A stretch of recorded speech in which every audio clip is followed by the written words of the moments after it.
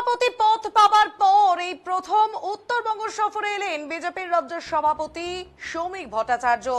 বাগডোগরা বিমানবন্দরে নেমে তিনি আসেন শিলিগুড়ির মাধব ভবনে এবং সেখান থেকে সড়ক পথে রওনা দেন কোচবিহার। বাগডোগরা বিমানবন্দরে নেমে সাংবাদিকদের মুখোমুখি হয়ে তিনি বলেন, উত্তরবঙ্গ এবং দক্ষিণবঙ্গে এবার একসাথে তৃণমূলকে বিদায় দেবে।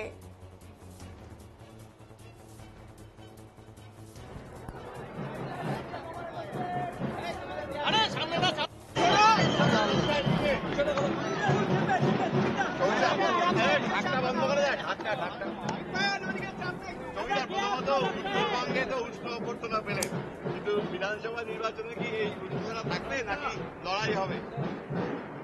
নির্বাচনে রাজনীতিতে তো লড়াই হয়, কিন্তু এই নির্বাচনের লড়াই মানুষের লড়াই। উত্তরবঙ্গের মানুষ আগেই তৃণমূলকে বিদায় দিয়েছে, এবার দক্ষিণবঙ্গ আর উত্তরবঙ্গ মিলে তৃণমূলের বিসর্জন দিয়েছে। উত্তরবঙ্গের তৃণমূল খাতা খুলতে পারবে না।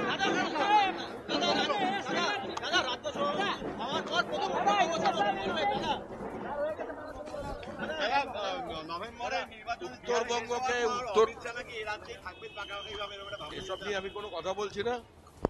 বঞ্চিত উত্তরবঙ্গ, অবহেলিত উত্তরবঙ্গ, পিছিয়ে পড়া উত্তরবঙ্গ বলে যারা দিনের পর দিন চোখের জল ফেলেছিলেন, তারা কার্যত উত্তরবঙ্গের মানুষের সঙ্গে প্রতারণা করেছেন, বিশ্বাসঘাতকতা করেছেন। রাজ্যে যে কন্যা তৈরি হয়েছে তাতে যে বাজেটারি অ্যালোকেশন জল গরম হয় না, সেখান থেকেও ফান্ড অন্য জায়গায় সাইফন অফ করে নিয়ে আসছে। 21 তারিখে যুব মোর্চার প্রোগ্রাম আছে। উত্তর কন্যা অভিযানের মধ্য দিয়ে বিরোধী দলনেতা শুভেন্দু অধিকারী উত্তরবঙ্গের সঙ্গে বঞ্চনা, উত্তরবঙ্গের সঙ্গে প্রতারণা, উত্তরবঙ্গের সঙ্গে বিশ্বাসঘাতকতার প্রতিবাদের সূচনা করেন।